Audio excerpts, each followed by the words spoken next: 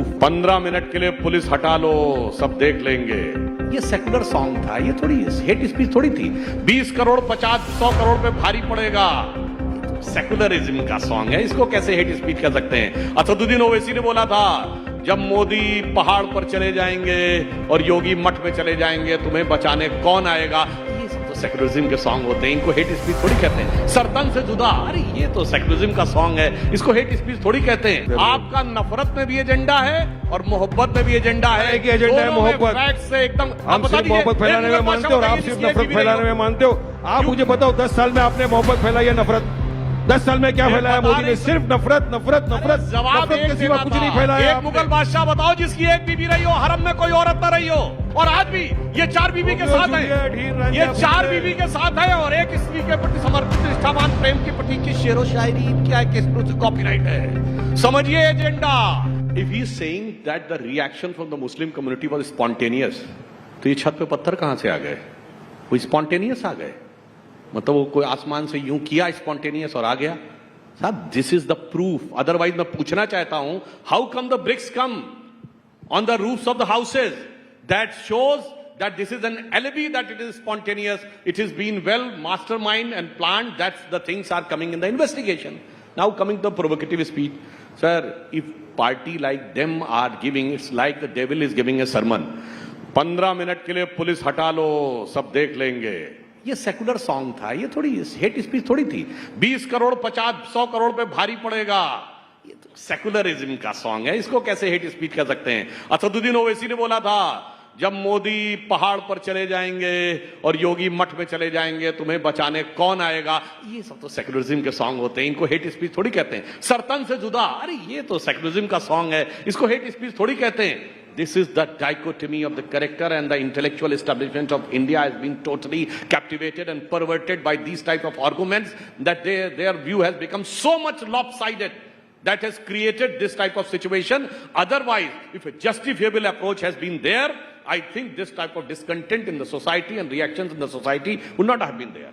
Okay. And one more thing. अभी जवाब दे रहा हूं आपको। आपने क्या बोला? पत्थर आसमान से टपके, जमीन से हो गए। मैं पूछना चाहता हूं सुधांशु जी, आपका पुलिस प्रशासन क्या कर रहा था? सर, एक पुलिस क्या कर रहा था? इंटेलिजेंस क्या कर रहा था? ये क्या पुलिस प्रशासन इंटेलिजेंस का फेलियर नहीं है? अगर इतने पत्थर जमा हो रहे, आप अपने आप को अपनी सरकार को गुनहगार नहीं ठहराओगे? ये कह रहे हैं कि बुलडोजर एक्शन, तो मैं फिर कह रहा हूं यूपी में जितने बुलडोजर एक्शन हुए, एक डिमोलिशन को कोर्ट से गलत सिद्ध कर पाए? नहीं। All were illegal constructions, duly notices were served. अब आप ये कह रहे हैं कि साहब एक गलती की वजह से दूसरा पूरी बात है। एक दिखाइए ना जहां कोर्ट ने कहा डिमोलिशन गलत है। एक व्यक्ति का घर तोड़ दिया, इसके नाम पे घर ही नहीं था, वो घर उसकी बेटी के नाम पे था, आपसे जाके उसका घर तोड़ दिया। ये भी रीजन जो ये लॉजिक दिया जाता है कि एक अपराध के लिए दूसरी सजा कैसे दी जा सकती। मैं आप सबसे कह रहा हूं, आप कार चलाते हुए जा रहे हो या बाइक चलाते हुए, ओवर स्पीडिंग हो, पुलिस वाला रोके, फिर वो कहे गाड़ी कागजात दिखाओ, अगर कागजात नहीं है, डीएल नहीं, तो आप ये थोड़ी कह सकते नहीं सिर्फ ओवर स्पीडिंग का चार्ज करिए, कागजात नहीं है तो कहे गाड़ी जमा हो जाएगी। कागजात नहीं है, registration is not there, then your vehicle is seized. You cannot say it is just the case of over speeding. So when a crime is committed, the entire background of the criminal is scanned, and wherever it is found, it is given. That's why they haven't got a single cancellation from court. This is again, and camouflage has been set, try to put up the things in a different perspective. और हकीकत जानते क्या है, इनके साथ यही problem है। जिन लोगों ने पूरे हिंदुस्तान में, जब कभी मोदी जी की सरकार नहीं थी, ये बताइए, ये पत्थर की बात कह रहे हैं, ये कश्मीर में पूरी भीड़ निकलती थी कि नहीं? जुमे की नमाज के बाद पत्थरबाजी करते हुए किसी इंस्पेक्टर अयूब को मार देती थी। अब दिखती है भीड़ पत्थरबाजों की। कश्मीर में बंद हो गया कि नहीं? कोई स्पॉन्टेनियस नहीं था, एवरीथिंग वाज मास्टरमाइंडेड। 23 मिनट हो गए, 23 मिनट हो गए। अब मैं आप लोग सब यहाँ बैठे हुए, मैं आपको बीजेपी का हकीकत चेहरा बताना चाहूंगा। 23 मिनट हो गए, जिसमें 15 मिनट सुधांशु जी ने भाषण दिलाया, चिल्ला किया। मुझे बताओ, इनकी बात में एक भी बार इन्होंने डेवलपमेंट, विकास की बात की, एम्प्लॉयमेंट, जॉब की बात की? एक भी मर्तबा बात नहीं की 23 मिनट में भी। ये असली चेहरा है बीजेपी का। बात है कि पत्थरबाजी, मुसलमान, हिंदू, इसके सिवाय टॉपिक की पॉलिटिक्स से बोल रहे हैं। अरे अभी तो सौगात ईडी आ रहा है, सुनिए। आज तक तो ये सौगात ईडी दे रहे थे, ईडी जा रही थी सबके, आप सौगात दे दिया। सुधांशु भाई 25 करोड़ की आबादी है, 32 लाख लोग को देके क्या करेंगे आप? बाकी के सब कहां जाएंगे? और आपको क्या लगता है मुसलमान आपके 32 लाख के लोग ये क्या भूखे है क्या? आपके मोहताज है क्या आपकी? अरे नहीं सी हमको ऐसी दी, आपने हमको बहुत सौगातें दे चुकी, आपने हमको दिया गोदरा, अरे बिल्किस बानो के बलात्कारियों को आपने छोड़ दिया, कितनी बड़ी सौगात आपने दी। जकिया जाफरी बेचारी इंसाफ की गुहार लगाते लगाते इंतकाल फरमा गई, उसको आपने इंसाफ नहीं दिया, उसको इतनी बड़ी आपने सौगात दे दी। आज भी आप सिर्फ और सिर्फ बिहार इलेक्शन के पहले एक ये सौगात का एक छिपछुरा छोड़ के ये करो, कोई मुसलमान नहीं लेने वाला। अगर देना है मुसलमानों को हमारी वक्फ की जमीन के खिलाफ जो आपने बिल निकाला है, विड्रॉ करो, चलो मानेगा वारिस पठान, क्या आपके अंदर वाकई में 56 इंच का सीना है? मैं आके आपको सलाम ठोकूंगा मोदी जी। आप हटाओ वक्फ का बिल, आप इंसाफ करो मुसलमानों के साथ, इंसाफ करो उन लोगों के साथ जिनको आए दिन आप उठा के जेलों के अंदर बेकसूर लोगों को बंद करते हो। अगर आपको कुछ सौगात ही देना है, रोको नफरती चिट्टू को जो हमारे भारत देश में हर आए दिन मुसलमानों के खिलाफ अनाप शनाप बकवास करके देश का राज्य का माहौल खराब करते हैं, तब हमको लगेगा कि आप इंसाफ कर रहे हो। ये रेवड़ी बांटने से क्या होने वाला है? मैं पढ़ना चाहता हूं। I just want to read out your own statement to you. You have talked about, I am quoting you, today I met actor Akshaye Khanna who portrayed the role of Aurangzeb in the movie Chhawa. Akshay is a wonderful person. If a Muslim actor had played the role of Aurangzeb, the situation might have been entirely different. What kind of comment is this? Yes, of course. Is this not polarizing? See, I met Akshay Khanna. We met. It was nice in talking. And we just spoke about certain topics. And I said, sir, आपने तो Chhaava film कर ली, आपको तो कुछ नहीं होगा क्योंकि आप तो अक्षय खन्ना हो, विनोद खन्ना के बेटे हो। लेकिन यकीन मानो अक्षय, अगर आपकी जगह पर कोई और मुस्लिम ने ये रोल कर दिया होता, आपकी जगह कोई भी मुस्लिम एक्टर होता जिसने रोल किया होता, तो अब से क्या हो जाता उसके साथ। अरे आप तो उसको औरंगाबाद समझ के उसका मॉब लिंचिंग ऐसे कैसे कह सकते हैं? शाहरुख खान है, आमिर खान है, नहीं क्या मॉब लिंचिंग याद आता है आपको? ट्रेन में आपको दाढ़ी टोपी वाला दिखा नहीं, मॉब लिंचिंग। रस्ते पे आपको दिखा मुसलमान, इसने खुद भी बोला मॉब लिंचिंग। गाय की तस्करी के नाम पे झूठी पे बुनियाद मॉब लिंचिंग। अरे कहां तक देश को ले जाएंगे? हलाल हराम औरंगजेब इसी के ऊपर पूरे देश को आप खत्म कर दोगे। You have to be responsible in your commentary, sir. You have to be responsible in your commentary also, both you and your leader, because this is the kind of statement that can evoke some strong reactions. But you want to respond to that? अब मैं बताना चाहता हूं, सुनिए, अब मैं बताना चाहता हूं फिल्मों में एजेंडा क्या चलता था। ये कह रहे हैं चलो एट्रोसिटीज वाली फिल्म अलग, मैं मोहब्बत की फिल्मों की बात कर रहा हूं। From the age generation of our grandparents to present जो फिल्में बनी हैं मोहब्बत की, उसमें क्या है? सलीम अनारकली, जोधा अकबर, शाहजहां नूरजहां, यही सब है ना?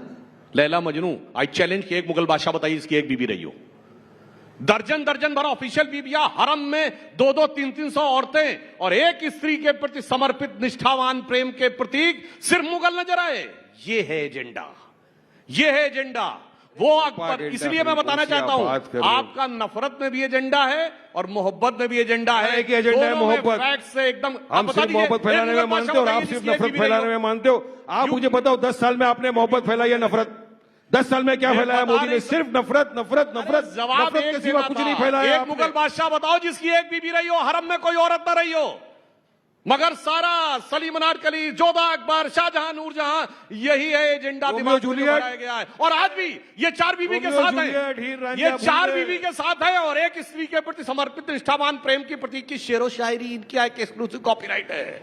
समझिए एजेंडा, समझिए एजेंडा आप अच्छी तरीके से। आप सुनिए, अब मैं बताता हूं कि किसी भी तरह देश में नफरत फैलाना है, पोलराइज करना है। अब जवाब दे दीजिए। आप सुनिए, इन्होंने कहा डेवलपमेंट की खाली बात की और फिर धीरे से हट गए। अब मैं बताना चाहता हूं, एक दौर था जब भारत की ग्रोथ रेट 2% रहती थी, 1.8 और 2% in the decade of 80s। जो लोग यहां होंगे सबको पता होगा उसका क्या कह के मजाक उड़ाया जाता था कि इंडिया कभी 2% से आगे तो ग्रो ही नहीं कर सकता। अच्छा, रेट ऑफ इन्फ्लेशन कितनी रहती थी? 10%, 12%, 15%, 16%। तो उसे कहा जाता था 2% तो हिंदू ग्रोथ रेट है। आप सबने वो टर्म सुना होगा, it is 2% Hindu growth rate, और महंगाई की दर 10% रहती थी। और जब से हिंदुत्व वाले आए हैं, अब ग्रोथ रेट क्या है कि आईएमएफ की चीफ क्रिस्टीना जॉर्जिवा ये कहती है, एक दौर था इनके दौर में, जब याद करिए वो पुरानी फिल्म का गाना है ना, फिल्मों की बात हुई है, जब जीरो दिया मेरे भारत ने दुनिया को तब गिनती आई। उससे पहले प्राण क्या कहता है? क्या कंट्रीब्यूशन है तुम्हारे कंट्री का? India's contribution to the world is 0, 0 and 0। उसके बाद गाना शुरू होता है। ये इंदिरा गांधी के जमाने की फिल्म है। और अब क्रिस्टीना जॉर्जिवा IMF की चीफ कहती है इंडिया मेरे को बहुत contribution to हद the तक global करोगे, growth is आपको going हर to बात be याद आएगी, maximum, it is Sudhanshu going to be जी। आप कहते हैं 15%. जुल्म India याद is आएगी going to लोगों be the को, growth नहीं, engine in the global world. क्या बात कर रहे Why हैं you are sir? not stopping अब along? फिर भी Okay, करने okay, लगे। respond, अब ये गलत बात है।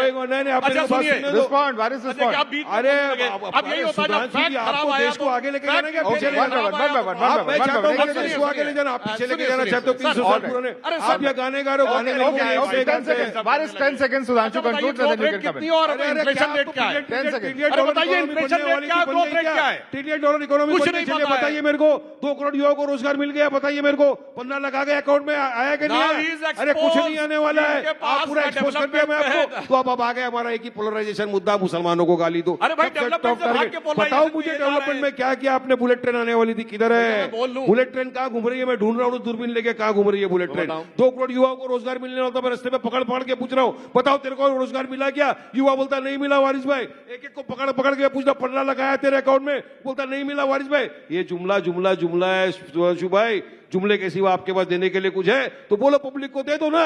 अभी आप सौगाते ईदी बांट रहे हो, वे सौगाते जुमले बांट बांट के 10 साल आपने देश को बेवकूफ बना दिया। पहली बार ईद आई क्या? 10 साल से आप सत्ता में हो, 20 ईद आके चले गई। 19 ईद में आपने सिर्फ नफरत बांटा, ईडी बांटा, ये ईद में आप सबको किट बांट रहे हो। क्यों बिहार हार रहे हो?